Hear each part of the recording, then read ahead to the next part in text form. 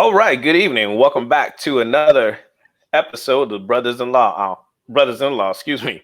I'm Corey Taylor, and tonight I'm with my host again, Mr. Michael Bradley.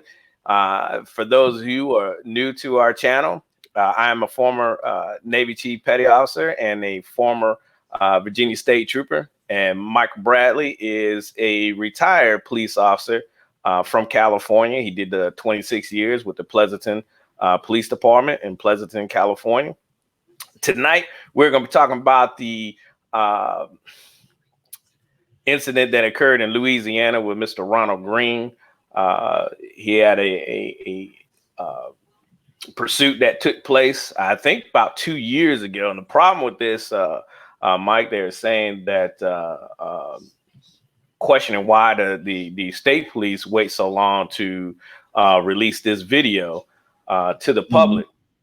And so we got it queued up, and we'll talk about it. We'll break it down, and we'll just share our points of views on this situation and try to make sense of it. So that we all get a idea of what happened, what transpired, so we can make your own decision from that. But before we get into it, we want to just remind everyone to like, share, and subscribe to our channel. Comment below if you like the content of this video. Your feedback is awesome. We love the feedback that we've been getting thus far, and we'll respond to you. You leave us a comment below. You can follow us on Facebook. You see the little ticker going down there below on the bottom of your screen right there. Follow us on Facebook and over on Instagram. All right. Without further ado, Mike, we ready to get into this? Yeah, let's get into this. Let's take a look real quick, and we can look at some parts of this video and then break it down and give you our thoughts on it. Yeah. So before we start, let's we don't have the whole, I think it's like almost 40-minute video. But what we do have is the part where the altercation starts with Mr. Greene. But before we get to this point, we'll go ahead and set it up for you. One of the state police officers noticed that Mr. Greene had run a red light and started to follow him to initiate the traffic stop. Mr. Greene failed to stop and resulted in a pursuit taking place. They got up to speeds of 115 miles an hour. He was traveling on the opposite side of the road. Almost run two vehicles off the road during this pursuit and ran through another red light. And if you want to check out the video for yourself, at the beginning portion of it, you'll also hear in that beginning portion, the officer state that, hey, that we have to do something. He's going to kill someone. He's driving on the. This is a pretty unsafe, dangerous. Yeah. I mean, listen, 115 miles an hour, folks. I don't know how many of you ever driven that fast before, but that's moving. And it doesn't take much for you to lose control of that vehicle, and at that point, that car is going to do. It's gonna take on his mind of its own and do flips and turns and all kind of things, and it's gonna. And as an officer, when you see that you getting ready to pull someone over and they take off on you, and you see those speeds getting up like that, and if they're doing reckless, especially if they're doing reckless stuff like going on. Now this is before we just give you a setup of the video, but especially if they're doing wild stuff like going on the wrong side of the road. Things like that, and then my red flags are through the roof at that point as the officer. My adrenaline is pumping. I'm in the middle of a car pursuit that I clearly can see this is going to be a dangerous and a good one. To the point where, out here in California, especially, if a pursuit gets to the point where it's too dangerous, it's that individual officer's responsibility to cancel it. Right, to stop, because you got to consider the safety of the public. Now, I think that's everywhere. it's on the highway, something like that, you know, where it's not a lot of traffic or something like that, you know, you might continue. In this case, these officers continue, which is fine if that's what they do. But just to give you a mindset of an officer that has that in front of him, your red flags are through the roof. You know this is going to be a dangerous situation. You are automatically assuming that this is a dangerous person you're going to be dealing with. So when you catch up to this guy and manage to get him stopped in whatever form or fashion that is, you're going to treat that person like he's a very highly dangerous suspect, probably has a firearm or a weapon, probably wants to hurt me because he certainly didn't wanted to get away from me. So it's not far-fetched that he would try to hurt me to continue to get away from me. So this is the mindset of an officer with that in front of him. Go ahead, Corey. Yeah, I mean, like Mike said, this is what we're thinking as we're pursuing this individual, whether it be on the highway or in the inner city. All right, so let's go ahead here and get the ball rolling. Give me 1 second. I'm going to have to switch over. Okay. Now, for those of you that have tender ears, there's going to be a lot of profanity in here. So just give you a forewarning. Yeah.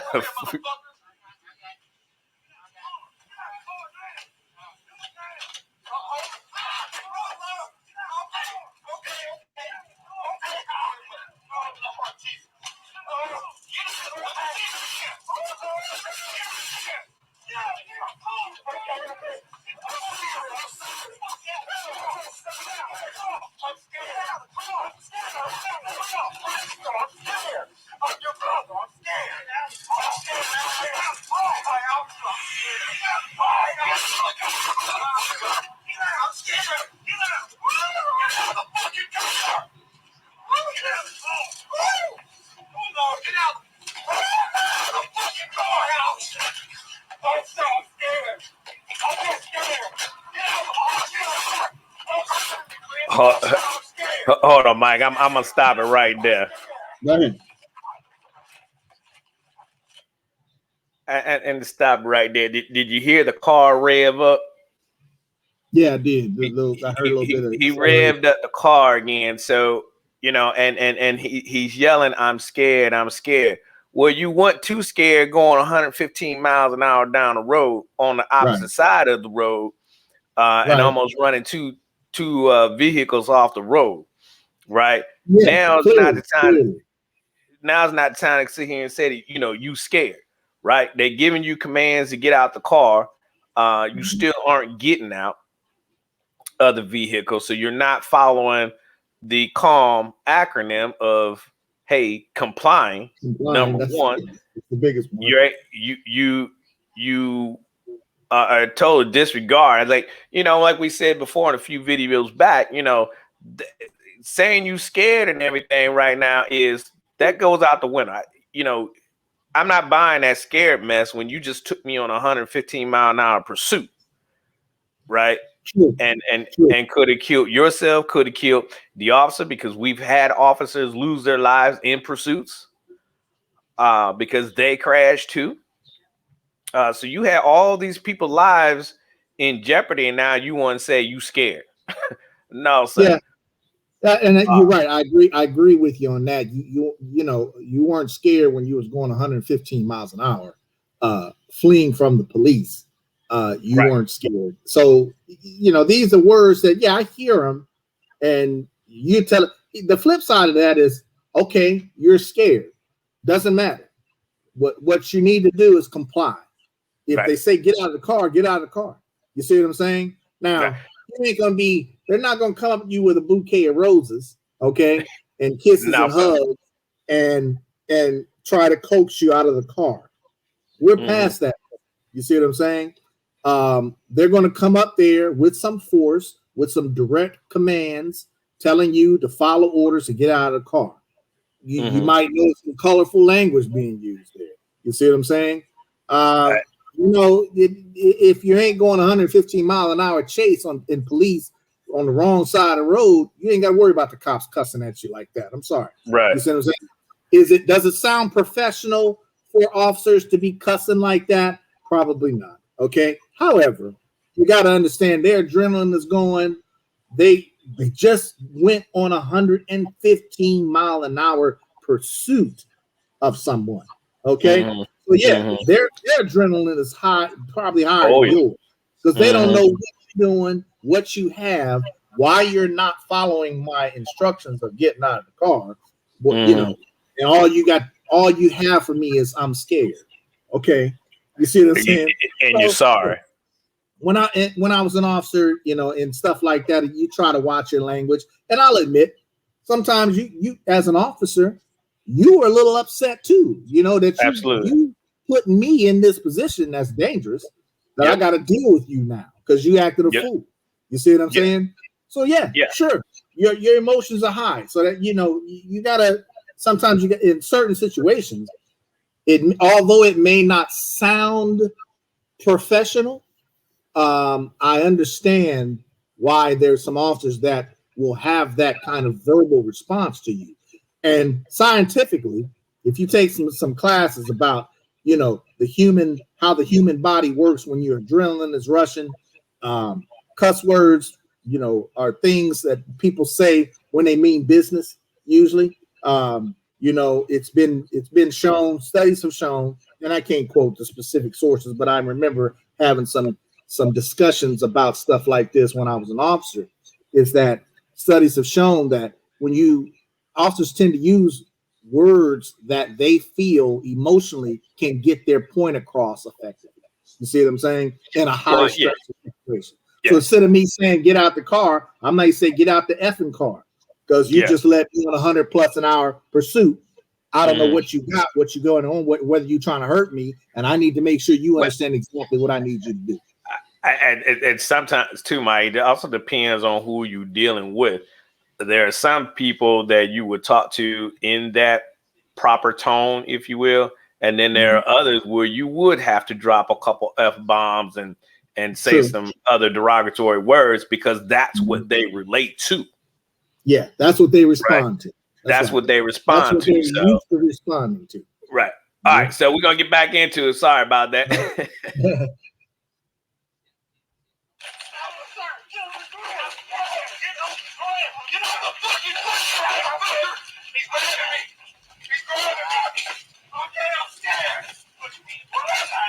your fucking hands behind your back, motherfucker.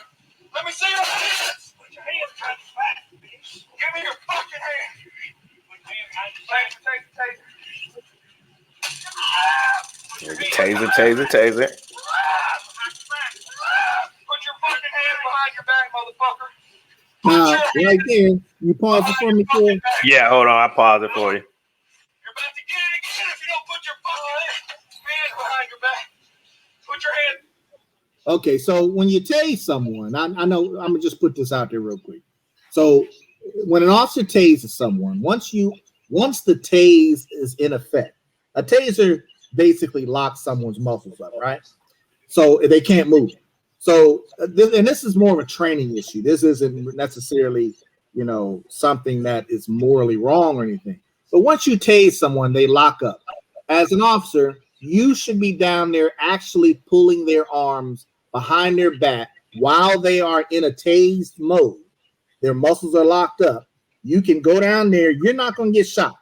You go down there and you pull, and you should be cuffing that suspect at the point where they're being tased. In this case, I see the officers tase him first, then they stop, and then they give him a command for him to do it himself. Now, that kind of defeats the purpose of the tase, because the tase causes you to lock up so you can't move. Therefore, that allows me as the officer to actually go down there and cuff you while you're being locked up. You see what I'm saying? So that's something that they probably could have done better. They didn't necessarily, I'm not going to say it was necessarily wrong, because they did stop tasing him and then try to give him commands. But I think it would have been easier for them to cuff him while he's being tased. But go ahead. Okay. Also, too, I think we didn't hear, because I was trying to pause it again, but they go on to I think they want to tase him again. It's like, no, we can't tase him again. They've already tased him enough, so they recognize their level of force. Right. They recognize, hey, we can't tase him anymore. We have to do other things, and we'll see that here in a second. Let me go ahead and start this back up. All right. I'm sorry.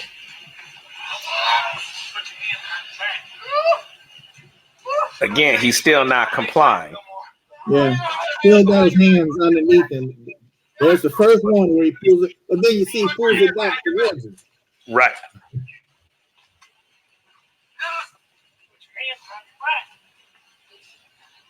need some more units over here now.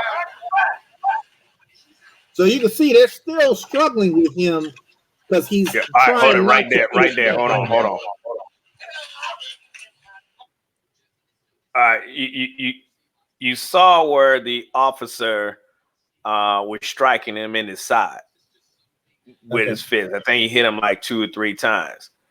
That's what we call pain compliance, right? That's okay, right? Because what you're trying to do is kind of loosen him up. You want him to, I don't want to say relax, but you kind of want him to drop his guard a little bit where he releases that left arm from up underneath him, where the officer can get control of it and get it, at least get that wrist in handcuffs and try to get him under control. So, them doing that those are tactical. Those they could even took their knee and hit him in the side with their knee to try to get him under control.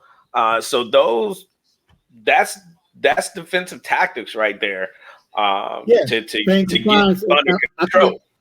And I think a lot of citizens don't understand the concept of pain compliance, or maybe they just don't have a clear, they don't have a clear understanding of what that is. So it's not like he's not punching him just to beat him up.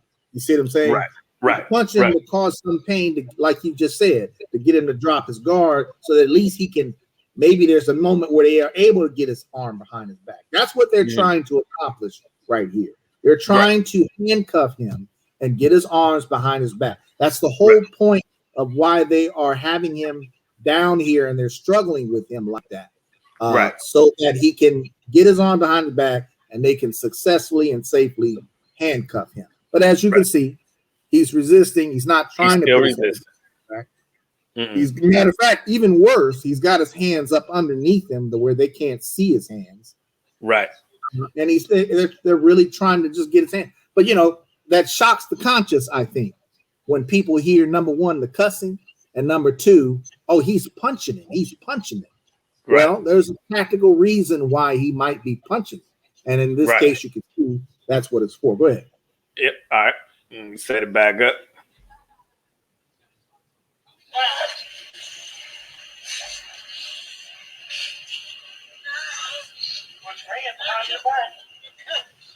Put your fucking hand behind.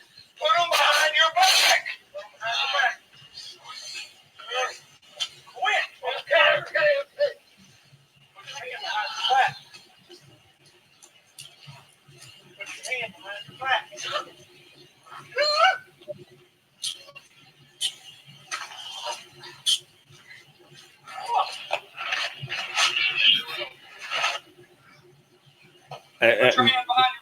My whole thing is just, why won't he just put his hands behind his back?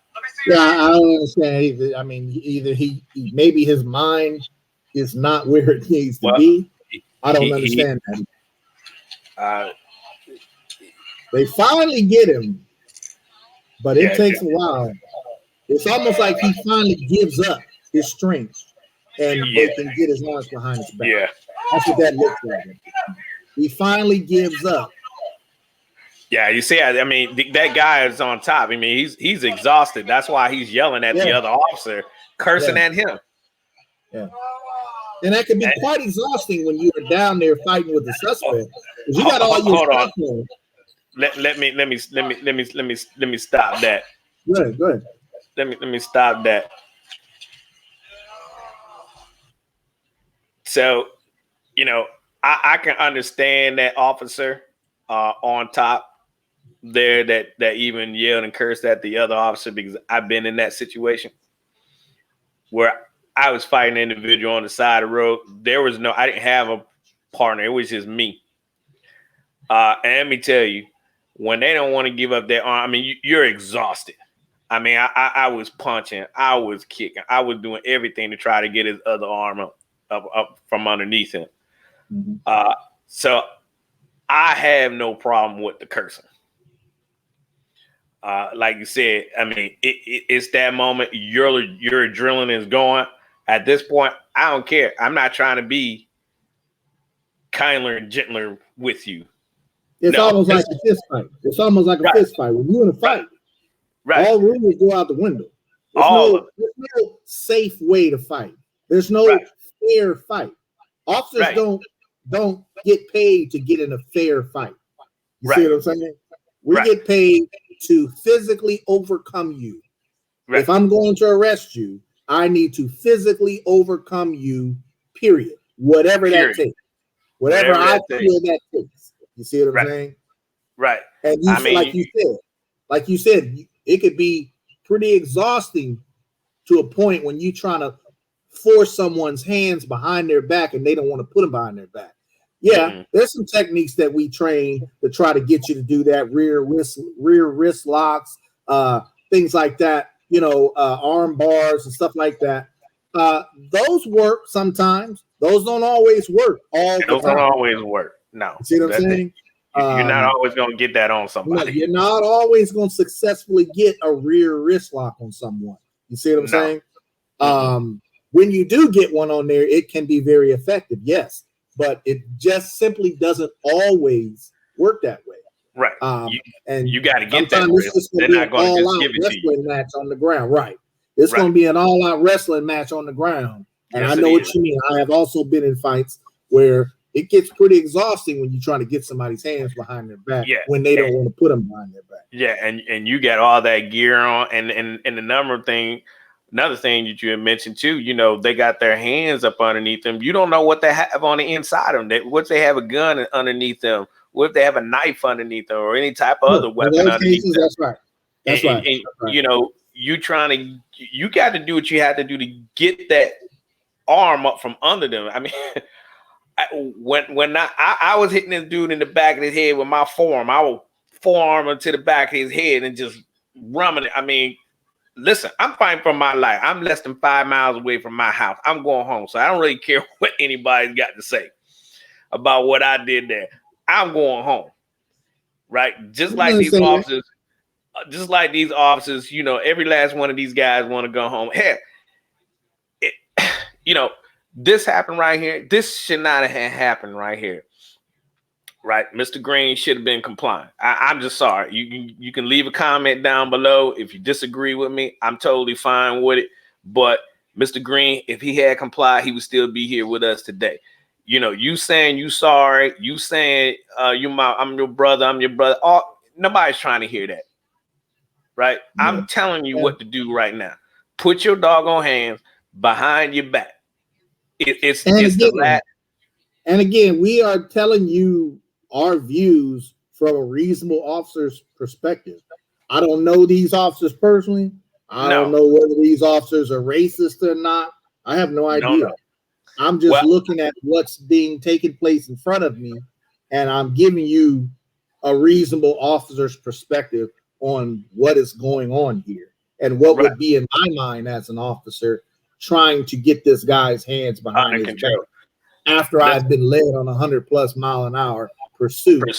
And he almost commands. Right, and almost hit people and running other lights. You know, some things. And I'm sorry, Corey, but if you ain't leading police on a high-speed pursuit for 100+ miles an hour, running cars off the road, narrowly missing people and all this stuff, you ain't got to worry about this happening to you. No, you ain't got to worry about that. You plan to be going on a high-speed pursuit like the movies. You don't have to worry about this happening to you. Okay? No. So don't think this, he didn't do nothing. He just trying And this doesn't happen on every pursuit. Let me go ahead and put that out there No. too. This don't happen on every pursuit, right? You know, there are a lot of pursuits that I've been on that have ended in crashes. I mean, well, you know, and I'm not snatching people out the car like that, but yeah, you best believe I had my weapon drawn, and once I seen that they were injured and they couldn't move, well, then obviously, yes, I hosted up and then got them, you know, medical attention. But there have been pursuits you get in to where they crash. Yeah, you had put hands on and you getting them out that car and you getting them down on the ground. Like I said, I didn't carry a taser. So I wasn't tasing you. I was going hands on with you and you was coming out that car. I'm not playing nice. And this is what we're trying to say. You taking people on high speed chases like this, the Mr. Nice goes out the window because you're talking about people's lives here. Right, not only officers' life, but your life as the subject, and then the innocent citizens that are just going about their daily life. Right, you putting all these people's lives in jeopardy. Why? Because you scared. So let's keep it going. Let's keep it moving. Let's keep it moving. Let's keep it moving. Let's keep this show rolling. All right, here we go, Mike. You stupid motherfucker. This guy ain't got fucking AIDS.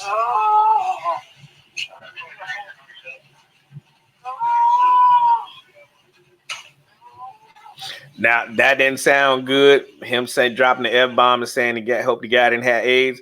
I understand that. The person I fought on the road, he was yelling and screaming that he had AIDS, and I said, "Man, I hope I ain't got."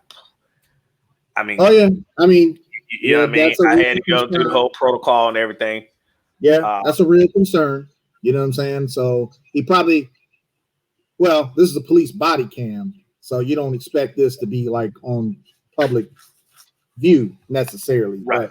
But at some point it can be, and you need to be aware of that. So I will say that as an officer, you should try to control your emotions, obviously, a little better. But I'm not saying I don't understand that. You know, they just had to fight with some guy who led them on a high-speed pursuit, endangering the lives of the community and their own.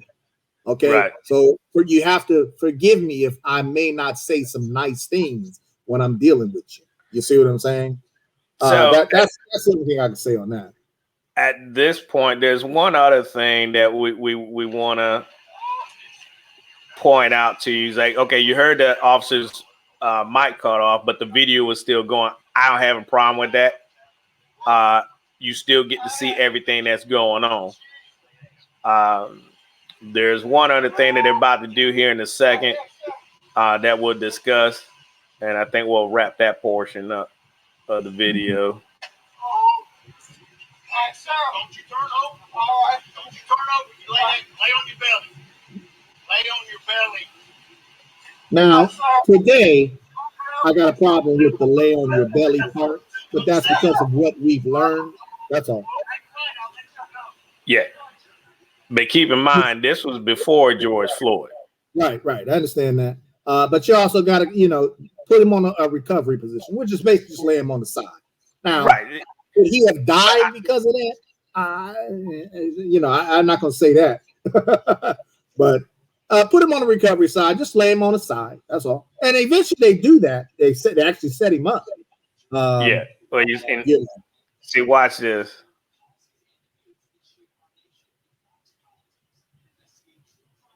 Now the mic is off, but all right. So okay, yeah, they drug him. They had him in shackles on his ankles, and he was up under the wheel of the car, and they just pulled him back. Now, obviously, he wasn't a little guy, so he had to be a little aggressive with sliding him back, removing him from under the wheel of the car.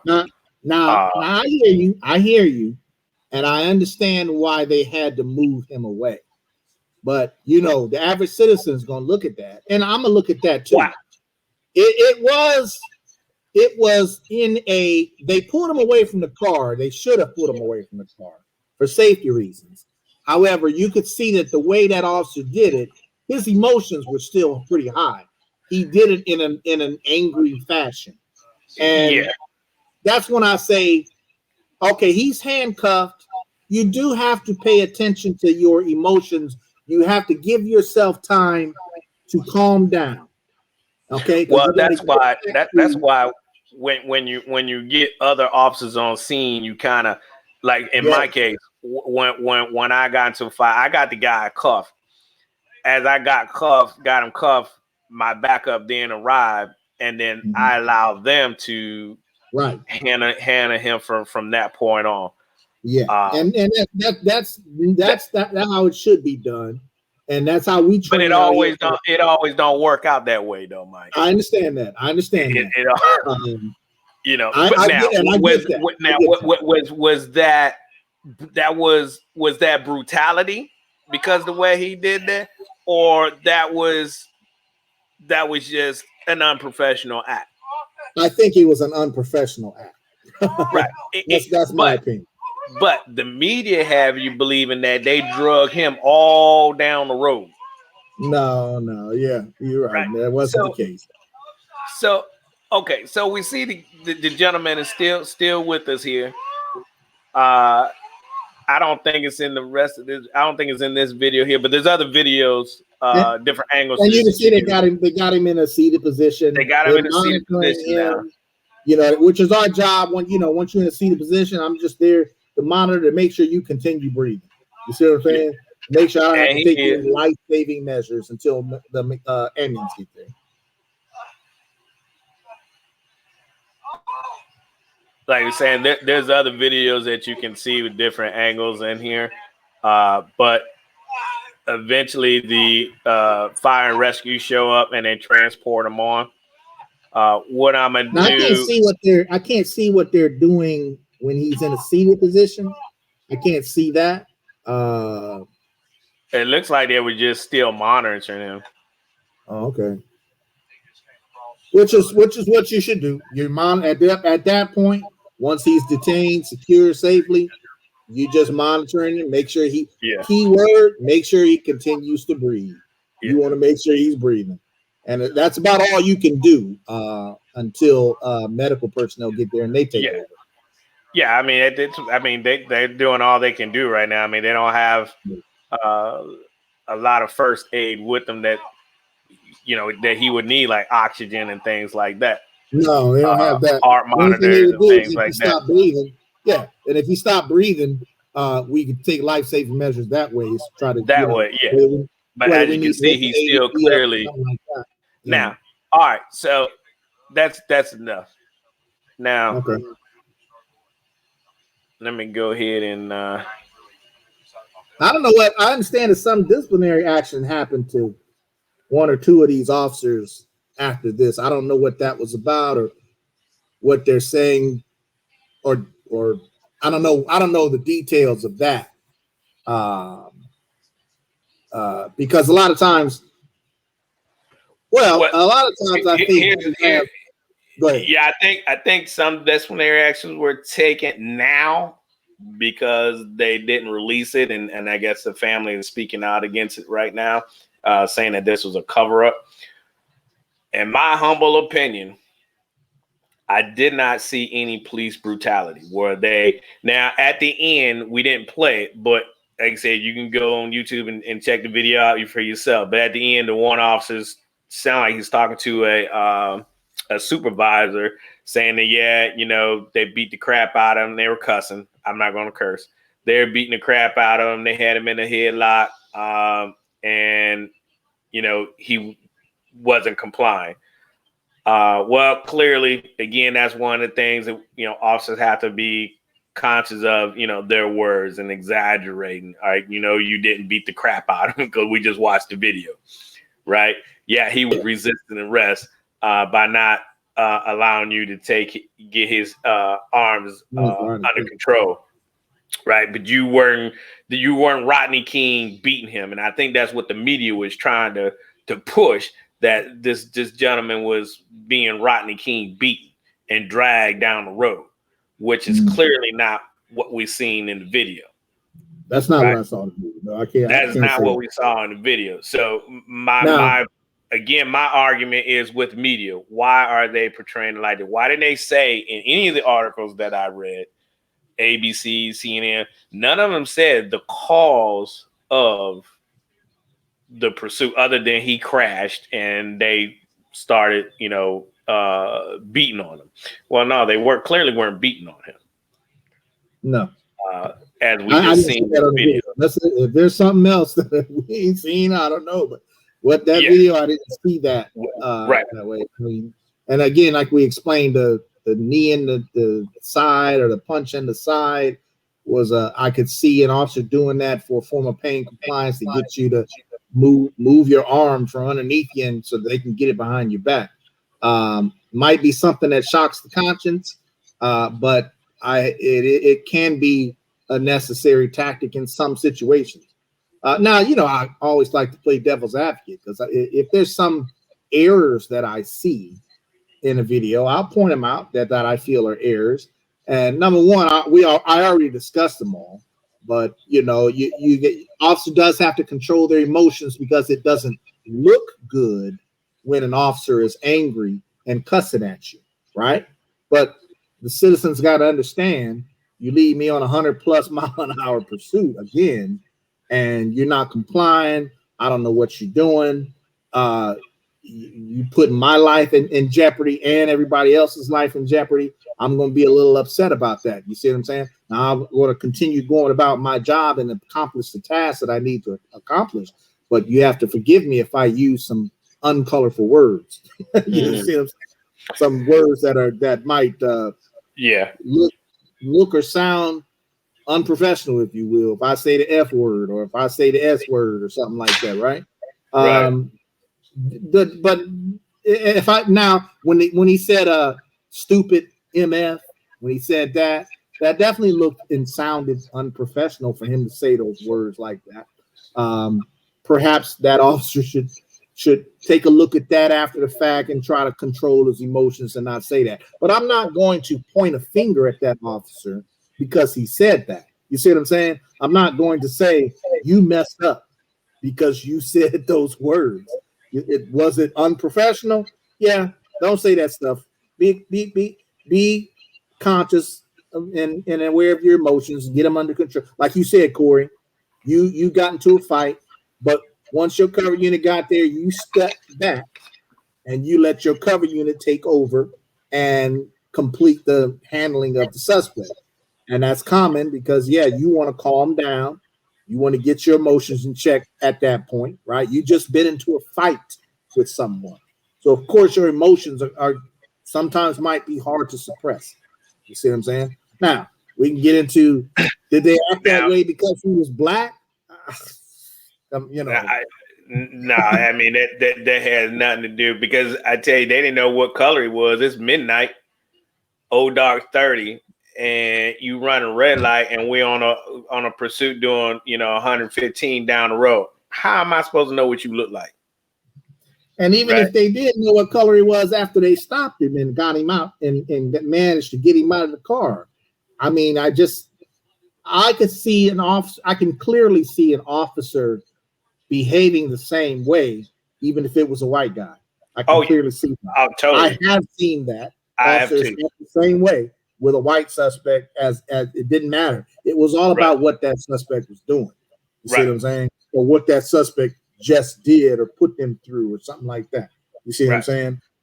So I mean, it's a tragic situation. I'm so sorry that he lost his life. Sure. But again, were these actions by the police officers what a reasonable officer would have done? If Mike and I were those officers in pursuit, would we have been that same way? Probably so. Not so much with the profanity, though. Yeah, I probably wouldn't have been calling the guy names and saying stupid MF. I probably wouldn't have done that. I might have used some cuss words though. Oh, I mean, I would have been some cuss words. Yeah, I would have been dropping some F-bombs, telling me, give me your hand, give me your hand, give me your hand. Yeah. And in fact, in my situation, that's all I was saying. Give me your hands, give me your hands. I mean, I said that I will break your MF and arm. If Yeah, you don't, might say something like that to make him understand, to convince him to put his arms behind his back. yeah. You see what I'm saying? But you know, what those officers, the actions of those officers, I should say, were they within what a reasonable officer would do? I would have to say, yeah, I you know, with the exception of one, obviously the language, and two, the one officer dragging him.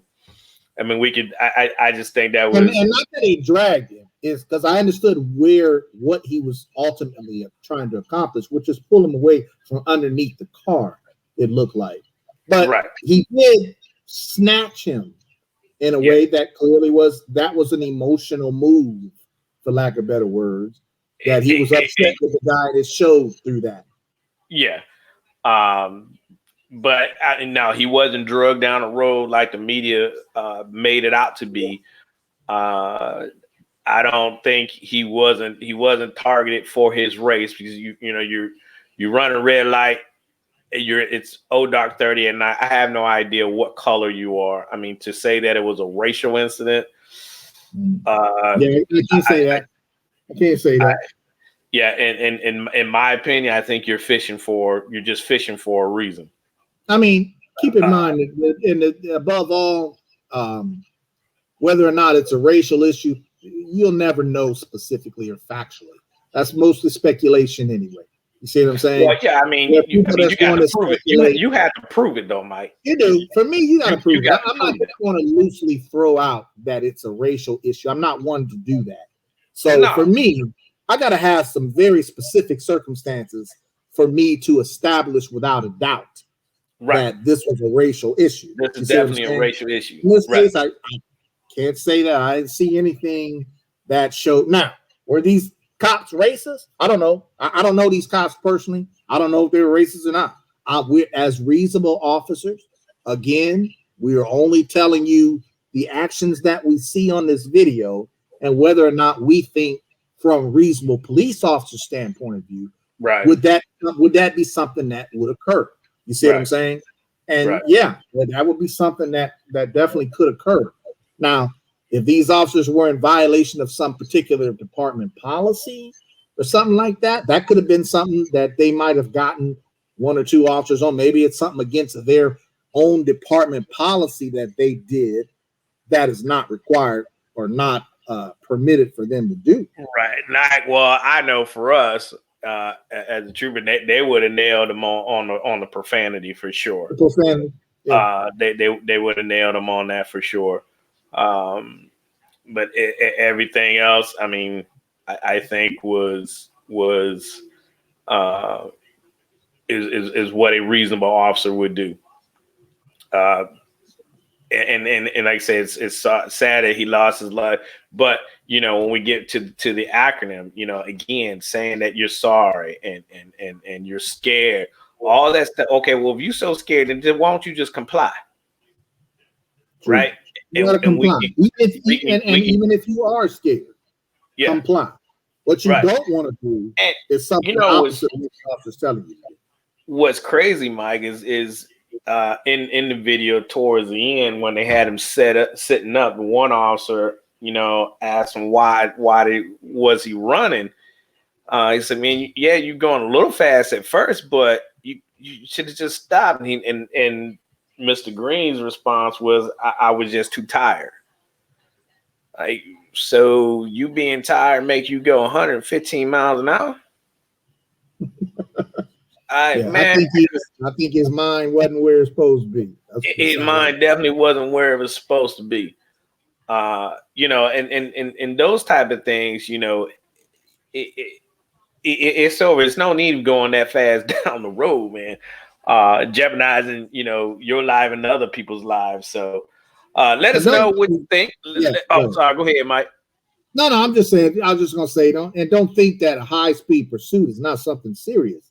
That's a serious violation. And people need to understand that all he did was run. Well, that you take me on that kind of pursuit, that's a serious deal. And it's an indication that not only are you taking me on this dangerous pursuit, there must be something else going on too, in addition to that you got going on, that you don't want to be stopped by the police. So that's all I was gonna say. All right, no worries, no worries. Yeah, so hey, we're gonna get ready here and wrap this up. Thank you for watching us. Like, share, and subscribe to our channel if you like the content of this video. Let us know what you think. Was it really police brutality, or did these officers act in a reasonable manner? Leave a comment below, and Mike and I will respond to you. Check us I out see every your week, comment every down there, Thursday. Tone. Oh yeah. Forgot about Tone. Yeah, I see your comment. I'm gonna answer that comment for you, Tone. Matter of fact, we probably gonna even talk about that on a different show. That's right. But thanks for coming. Yeah, thanks, Tone. We appreciate you, brother.